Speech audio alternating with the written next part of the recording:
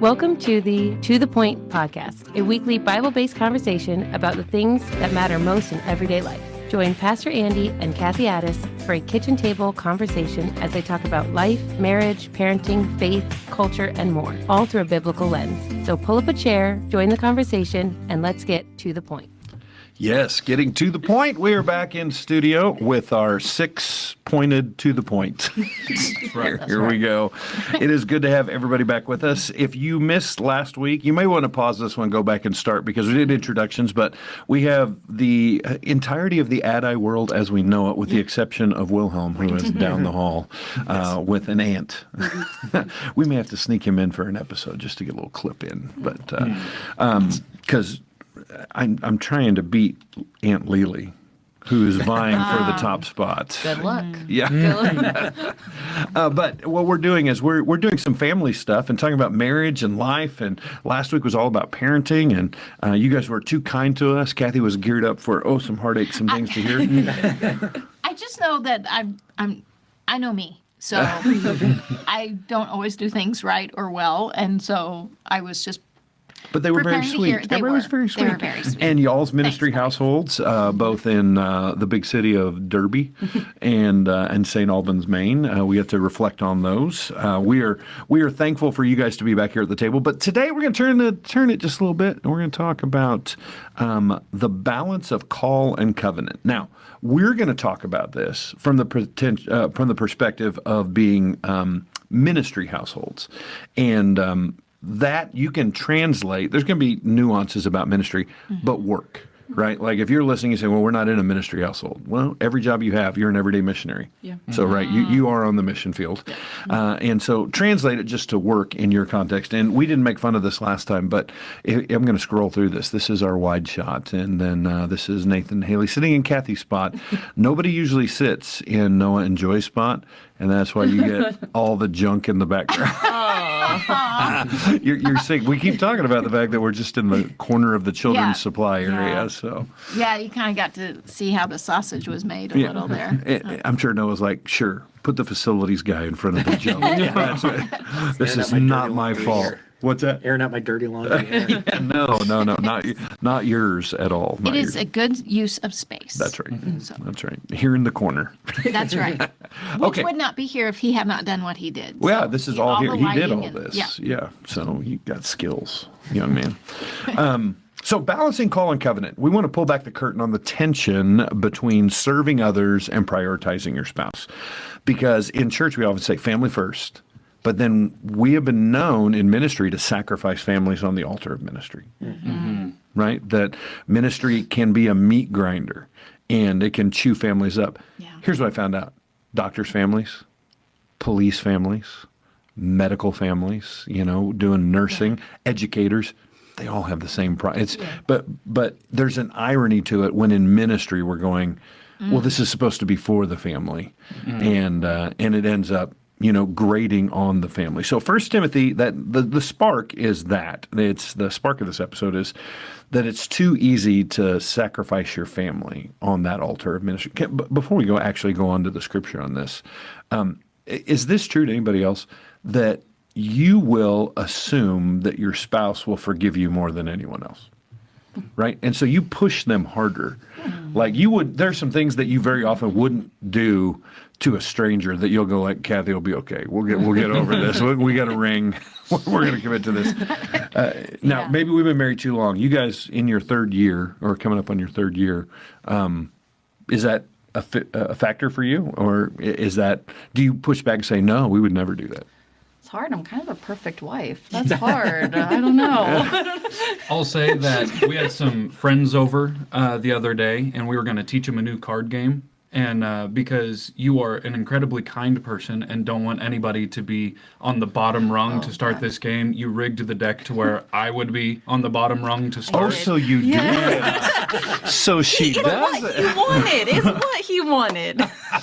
But yeah, It's for the greater good. That is how our marriage operates. Like, we know that we have a baseline understanding of each other, and sometimes we do operate under that assumption that, we'll work it out. We'll work it out. Yeah. How about you guys? Has that ever been the case where you just assume that you're going to get the forgiveness and love from Yeah, I do. I do think that there are some assumptions that we make just because we do know each other well enough that we can make those assumptions, and they're never to be malicious or to go against each other, but we know that we can be flexible with each other when the people we're around can't be as flexible. Yeah. Yep. That's one of those deals where what you're talking about there is that moment when everybody leaves and they walk out the door and the first thing you do is turn around and go, I am so sorry. Because I know I threw you under the bus. Thanks for taking all 8 wheels. That's right. It happens sometimes. It does. It does. Yeah. And I've heard you actually say, oh, yeah, we can do that at the church because I know the pastor. Oh, yeah. Okay, so what we're saying here's the spark, that sometimes the greatest threat to your ministry may be your ministry because of the way it affects sometimes the greatest threat to your career is your career. The greatest threat to your family are those things, and that's why we need to get these under control, right? So here's the scripture from 1 Timothy chapter 3, verses 4 and 5. A leader must manage his own household well, because if someone doesn't know how to lead their own family, how can they care for God's church? Now, this is a real-time issue in that I've dealt with young men before, and they want to go into ministry, and I think that's great. Let's walk down that road. But we have a meeting, and I have a meeting with them and their spouse, and if they got kiddos, and part of that evaluation is that you need to do nothing until you get this mess under control. You know what I mean? That we want to do something out there when it's an in there issue that needs to take place. That being said, that's a tension. Have you ever felt the tension between ministry demands and your marriage? And it's kind of a no-brainer, but we're asking for you to maybe describe some. Have you felt some tension between ministry demands and your marriage? Yeah, I think especially when ministry gets busy, for us, Christmas, Easter, the big days, it can, especially in the lead up, it can be very demanding on our time at work, and so. When things are already busy in work life, and then that also leads to things in family life, and like we want to have commitments, and we want to be able to see people and do other things. Then I could just create. It can be hard, just to deal with all of the things, and so like if work things build up, maybe. Personal life has to sacrifice, and that can be really difficult when we're really wanting to spend time with the people around us. Even if you know their seasons, like even though this will end in 2 or 3 weeks, but still in that moment, it's very difficult. Absolutely. Yeah, we were just talking about a tension that we had felt, not necessarily between us two, but you had said something about the magnitude and the reality of what we do, because in the vast majority of cases, what people do is they care for something, whether that's a product, whether that's a place, and in our case, we care for people. That is our ministry. But you had said something about the magnitude and the reality of that. And what was I that? hope I remember. I think we were just talking about how what we do, especially church planting, being so relational, we're dealing with real people with real problems and real lives. And I mean, that's not something to take lightly, but it can also very easily become all consuming. Yeah. And that's not a good balance either. Right, because I had equated it to, it's a lot different if you're caring for something like a plant. Right. If you forget to take care of the plant and the plant dies, Buy a new okay, one. buy a new plant. But we care for people, and so they are real with real problems and real needs that we're meeting. So there is a weight to that, and that really just Tension. puts some tension over the whole life, including the marriage. I love what you just said there, because if you tie it back to what you said in the last episode, that you guys actually do things together. That it's a very together kind of ministry that you guys are in right now. That when you're both hyper fixated on the ministry, that can be unhealthy. right? Just like two people in a marketing job, they're working at the same place. They can be overcommitted to that. Two people who are educators, they can be overcommitted to that, and that can have some devastating consequences. And you've been kind of just riding the waves with us here, letting the other families talk. But how about you? Do you ever felt that tension between ministry demands and marriage? Well, yeah. And I think for me personally, it was mostly once we had kids and Everything changes. everything changes, and my time was definitely drawn back to the home more than anything else, because I had two little boys, and which was great, except sometimes I really needed to not be the only one there, and it became hard. But it was finding that understanding that you had a job to do, and the best thing I could do was take care of these guys and our home, so that you could do what you needed to do and be able to focus on that and then come home. You know what I mean? Yeah. And so it was really, it took a while to find my lane, I guess. Well, yeah, and it's all trial and error because no one's ever figured this out until you figure it out, right? Right. And hindsight's 20/20. This is not a prepared question. I didn't give this to you ahead of time. I want to ask you ladies specifically because I think I know the answer to that. Yeah. Stop it. I think I know the answer to this, and I just want it to be public record because I think it's real, and again, it's raw. That when the church is over demanding, when the ministry is over demanding, does it ever cause you? I mean, you still love the Lord. I'm not saying that. But does it ever cause you to get a little maybe bitter towards the ministry or the church? I mean, because Yes. please explain yourself, Joy. No, it's just it's hard to separate those things because at like an office job, you leave when you clock out. In a ministry job, you don't clock out. I mean, Noah and I have been on a date night, and a staff member has walked up to our table to tell Noah what needs to be done the next day. Oh my goodness. And I'm like, I am dressed up, and we are without Wilhelm. Text him. Yeah. That's a good word. That's a good word. Yeah. You too? Yeah. Now, say the question. Do you ever feel like sometimes when that ministry is pulling hard at your spouse that it can leave some roots of bitterness in you? It could, yeah, for sure. And I think for me, it's been watching the weight of it on you more than our time. Because time, we kind of figured out the time thing, but it's the way I see it, certain things wear on you sometimes makes my heart hurt. And then then I get frustrated because there's nothing I can do about it. And But so- you have offered to kill some people and hide the body. well, you know, We're all with her. On that. I got friends. So that- she's got two daughter-in-laws to go grab a shovel. Yeah. That's it. Marry well. That's the key there. You got anything for us here, Haley? I mean, it can be difficult when maybe it's a certain individual or a family, because something our premarital counselor, good old Danny Payne, taught us is to be each other's biggest defender. And so that can get difficult sometimes to want to defend and jump in. And I mean, we're new to the ministry right now, but something that I truly believe is it's a calling on my life as well. And so, I mean, I truly think it's the grace of God that I don't feel that a lot right now because, I mean, I said yes to this church plant before Nathan did. And so I think that's a gift from the Lord is that I don't feel that too often. That's great. That's great.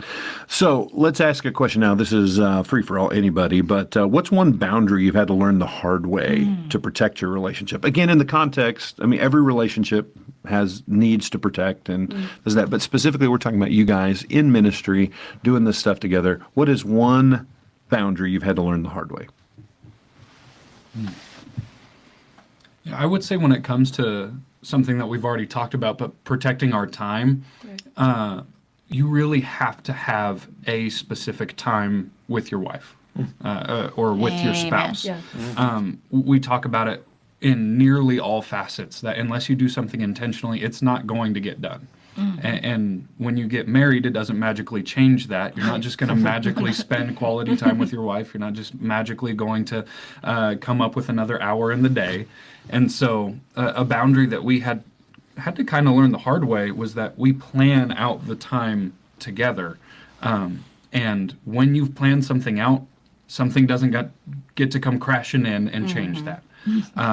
Because we decided that we were going to be flexible really early on. And so we tried to take Fridays to be our sabbatical. Or our Sabbath, and we were going to spend a lot of good time together on Friday. And in the beginning, we were like, okay, well, if something comes up on Friday, we'll adjust, we'll change. And I think that there has to be some level of flexibility. Sure. But when you plan time to be together, that has to be a hard boundary, and it cannot change. That's really good. You defend it. You put it on the calendar like it's actually a meeting. Yeah. Because it is actually a meeting, yes. Anybody else? Again, the question, what's one boundary you learned the hard way to protect your relationship? I'll jump in first. I'm sorry, I'll jump in first. One of the things that I had to learn was that if I don't want my house to be church 2.0, I don't bring everything home. That's right. Right? I had a mentor. You guys remember Grandpa Chuck, right? That he taught me. He said, sit in your truck and take off the stuff that you don't want to deal with in the house. And it was usually things that are consuming and difficult. But you're like, but I don't want to deal with it. I've dealt with this for the last 8 hours. I don't want to deal with it with these little boys and my wife. And literally got to the place, there was a frustration with you for a while because you were like, well, you just need to tell me what's going on. I'm not hiding things, but I don't want to live that here too. Yeah. I don't want you to have to bear that weight. I don't want to live that here. And so there have been some things over the years I'm just like, this is an Andy at work issue. This is not an Andy and Kathy at home issue.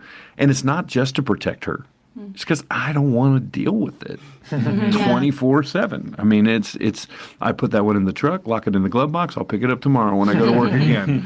And that was a struggle for you for a while. Yeah, and I think that was a really good point. Was I got to the place where I had to come to the place to say, I don't need to know. I don't need to know everything that's going on. I'm not hired by the church. I don't work there. It's a lot of it is just flat none of my business. But I want to be able to be your sounding board if you need it. Right. Yeah. And if I already know everything that's going on, you have no breathing room. There's no way for you to escape it. And so for a boundary that I know that I had to put on myself was to say, if I need to know, he'll tell me. If I don't need to know, I don't need to know. Yeah. One of my favorite things is when somebody comes up to you in the foyer and goes, well, I know Andy's probably told you this. And you're like, I have no idea what you're talking about. I probably not. He probably has not told me. Sorry, no, I cut you off just a second ago. No, I would just echo that even having watched that modeled growing up, it's still easy to fall into just bringing home all of the things that are not necessary at home. Yeah. Because I want to share everything with you, and I do enjoy having you as my backboard and being able to bounce that off of you. But at some point, it's not healthy or necessary.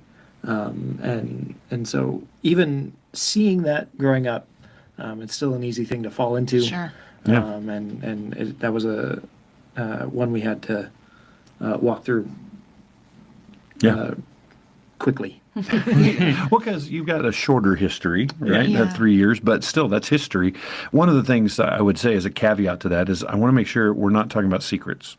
This is not about keeping yeah. secrets. No. That's not what that is. This is not about even protecting and sheltering. This is about managing the flow of information. I mean, I get paid to carry the weight of this church. You guys get paid to carry the weight of what you do. Your wives do not. Amen. And so you got to make decisions as to how much of that they can help you carry, and how much of that just man up on that. You know what I mean? There's some stuff that doesn't need to be carried everywhere. So. Well, I think part of that too is that you're protecting our hearts against the heartache. Yeah. And so when you get, I feel like I'm okay for you to come home and just be like, and I sound just like that. Yes. And I don't understand a word he's saying, but I want to be able to do that for you and then not take not have to bear the weight of that frustration for you. You know what I mean? Like I can be like, man, that really stinks. I'm sorry. Yep, they were turds. You're right. I'm sorry. And then be able to let that go. So you have to know me well enough to know what my heart can handle and what it can't. Yeah. And these guys get to learn that. Yeah, That's because part of you're learning part each of other just being married. and where those yeah. boundaries are. But it took a while for us. There is, and this is so funny because down this one particular vein, that Kathy and I had a role reversal at one point where it's normally a woman will share her feelings and the guy's going to try and fix it, right? and she's like, I don't need you to fix this. I just want you to listen to me. I changed it. It was a few years ago. I'm like, listen, I don't tell you this stuff so that you can help me fix it. I just want you to agree with me. That's all I want. And you're like, oh yeah, they're idiots. Yeah, you're right. You're totally right. Yeah. Yeah, well, if one of us has something to get off our chest, the other one will go, all right, before you finish, are you wanting advice? You want me to back you up? You want me to listen? That's brilliant. And then I'm like, I just want to complain. Like, cool, complain all you want. Tell me. Then we're going to go get a snack. Yeah. Oh, that was apparently in multiple households, and snacks fix everything. Snacks fix everything. That's great. All That's right. really good. How do you know when ministry? Now, remember, if you're not a ministry household, substitute job, career, whatever that passion is. How do you know when ministry has started to take too much from your home? What are the signs you're like, okay, we are done. We've got to make some changes. Well, ours is ministry specific. It's whenever Nathan starts to feel more like my pastor than my husband, then it's like, okay, we have got to change something. He says, sorry, you're going to need to make an appointment. Yeah, it's like, that's when we've got to reevaluate some things. Something's not quite right in the house. Yeah, because what we do, we are both in this ministry together. I think it was on the last episode you talked about the fact that this was a calling on your life too. Yeah. May have been this episode, but it is something that you are fully invested in. And so we get two people now who are fully invested in, who have fully given their lives to this ministry, and we find that it is something that we talk about frequently. And we have decided that when we go out on dates, like, we do love to talk about the church. We do. Because it's our whole lives, and it's a great thing. But when we go see a movie, afterwards we're going to talk about the movie. We're not going to talk about the church. When we go out to eat, we're not going to talk about the events that are coming up and how our last staff meeting went and all of these things that we do get some joy out of talking about, but there's a pretty clear line that we see that it's taken over. Yeah. That's good. Anything from you guys? How do you know when ministry has taken too much of your home? So I know for me, when I can always tell when the balance isn't right, when I start to feel a resentment to going into work. That I know that I'm called to this job, that I'm called to this ministry, and so most of the time, I enjoy getting to go to work. I enjoy getting up and doing this every day. And so when the balance isn't right, when it's all out of whack, I can start to feel resentment towards not being able to spend enough time with my family. That's really good. So you're sensing that even on the drive in, you're like, ugh. Yeah. Yeah, that's good. Anything for you? That's good. I don't remember the question. How do you sense when ministry's taken too much of the home? I think it's really an echo of what they've both said when that becomes the most conversation we have.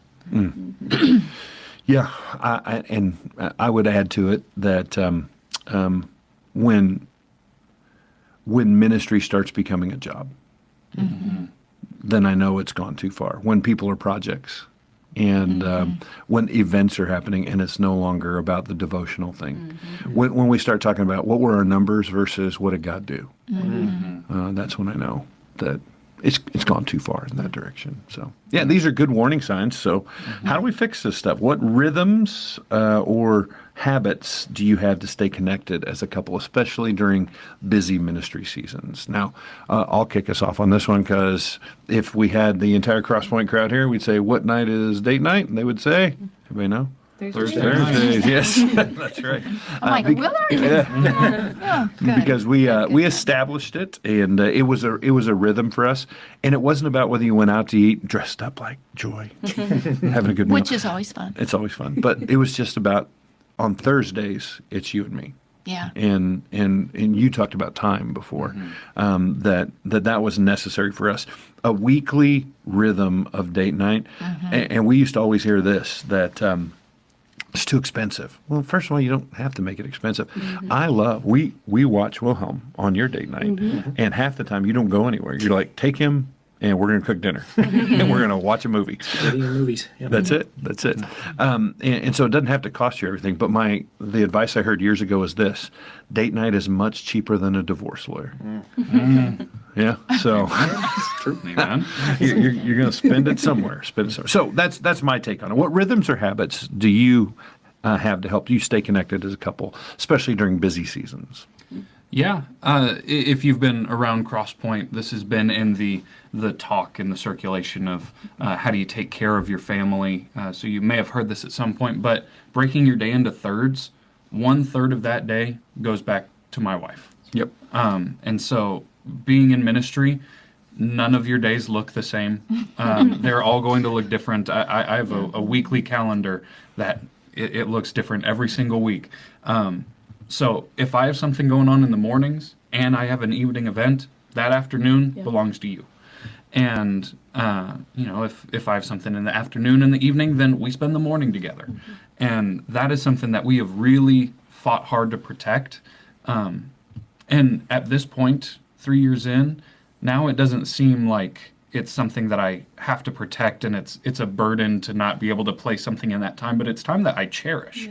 And so it is absolutely a rhythm that we are trying to establish. And it's odd to call it a rhythm because it's not, every day from, 1 to 3 we spend it's not together, but consistent. Yeah. it's not consistent, but in essence it is a rhythm. It's an everyday kind of thing. Now, let me ask you before we move on, because we have a weekly, you're talking about a daily, day part rhythm. Life happens. And sometimes you miss a Thursday, and sometimes you just somebody dies, and you have to go run and fill that space. When you miss that part of the rhythm, what do you do? Yeah, a thing that we were actually talking about just on the way over here is the mindset that it's going to be okay. Yeah. And Don't give up. It's not the end of the world. yeah, if you miss a date night, don't throw in the towel and say, "Oh, well, date nights just don't work." Yeah. That's Just it. keep trying. Like you next week, Yeah. you have it on the calendar. Protect it. And like Easter week was so busy for us, obviously. And so I think really the only date we had was that one morning we played Rummy Cube for 45 minutes and also ate breakfast at the same time. But it was nice, and just being thankful for that, because Yeah. it's going to look different some days, and that's okay. Yeah. Especially if they don't meet your expectations. Yes. Like Yes. like we often set out to say, all right, well, we're going to go, to the coffee shop and Right. play a game, and then we're going to go watch a movie, and then we're going to, go out to the nearest mountain, which is far, or 3 hours. but go see watch it. the sunset somewhere, and we make these grand plans, and then, like you said, life happens. But we have to be okay if our date night is 45 minutes of a Yeah. game and eating breakfast. Yeah. Yeah. I love it. There's a book called Atomic Habits, and he always says one of his mantras is this: you can fail, just don't fail twice. Right? If you miss it, just don't miss it again. Yeah. Get back up and do something with that. You guys have anything for this? The question again is, what rhythms or habits do you have to stay connected in those busy seasons? Yeah, I would just echo date night. Yeah, we have date night on Monday. Everybody couldn't- say it. What day did it's Monday? Because we couldn't do Thursday because you guys couldn't watch It's Wilhelm. It's taken. And then we also have set aside like family time because we also want to make sure Wilhelm is part of it as well. Because my parents did that as well. I know that was the last episode, but my parents set aside a family night so that we were all together and it wasn't just work, home, bed. It was Yeah. family Yeah. time. Say, I'm sorry. Go ahead. Well, I was just going to say that in ministry, because I know it, and especially in ministry, calendars are crazy and they're never consistent. just the ability to be flexible with date night.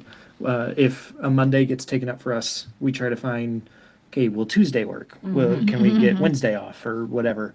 And just, again, like you said, managing expectations. Sometimes it's making spaghetti and watching a show, and that's all we can do, and that's okay as long as we're intentional with it and we're not on our phones, we're not doing things separately. We are intentional with what we are doing and being together.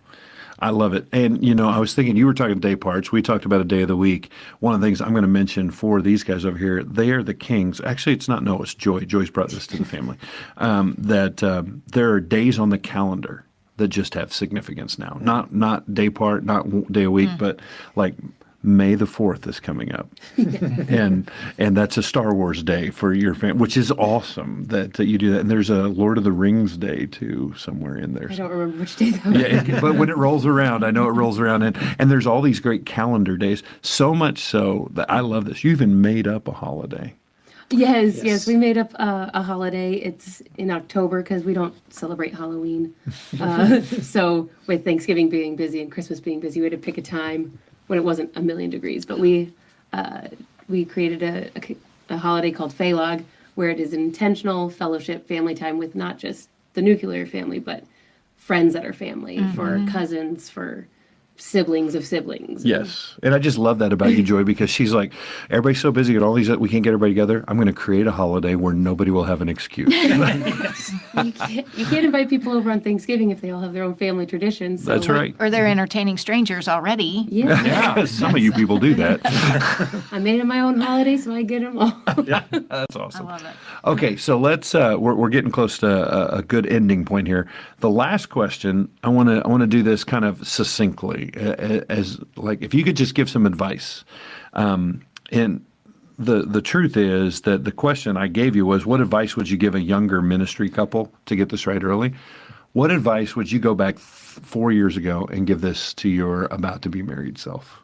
If you went back and said, oh, okay, do this right now, or do this from the start, because I think that would be the same advice you might give somebody else. Yeah, a piece of advice that I would go back and give us is actually a piece of advice that we now give to couples, especially couples who are struggling and who might even be on the brink of divorce, because what we talk about is the words that you say matter deeply, not just to the person that you say them to, but also to the extent that it affects your mind and it affects your heart. It affects the way that you walk and the way that you think about things. So if a couple is on the verge of divorce and that's not the direction that they're wanting to go, then stop talking about it. That's right. It's no Yeah, longer that's an good. option.